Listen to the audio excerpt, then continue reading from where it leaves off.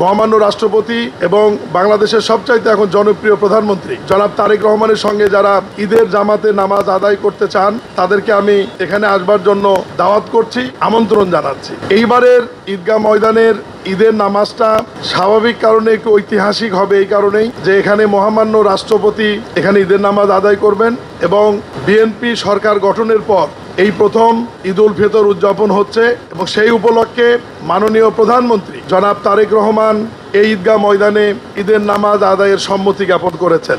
মহামান্য রাষ্ট্রপতির সাথে একজন পুরুষ প্রধানমন্ত্রী হিসাবে এই ঈদে একসঙ্গে দুইজন ভিভিআইপিকে নামাজ পড়ার জন্য দেখবেন এবং যে সমস্ত মুসল্লিরা এখানে উপস্থিত থাকবেন তাদের সঙ্গে সাক্ষাৎ করতে পারবেন এবং দেখতে পারবেন।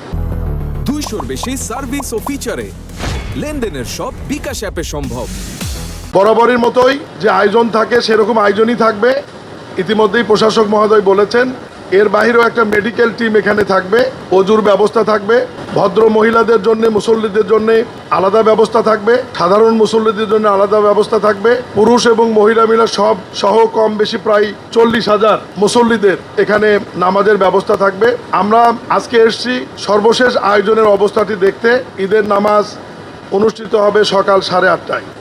এই সময়ের মধ্যে যে সমস্ত মুসল্লিরা মহামান্য রাষ্ট্রপতি এবং বাংলাদেশের সবচাইতে এখন জনপ্রিয় প্রধানমন্ত্রী জনাব তারেক রহমানের সঙ্গে যারা ঈদের জামাতে নামাজ আদায় করতে চান তাদেরকে আমি তার অনেক পূর্বেই এখানে আসবার জন্য দাওয়াত করছি, আমন্ত্রণ জানাচ্ছি।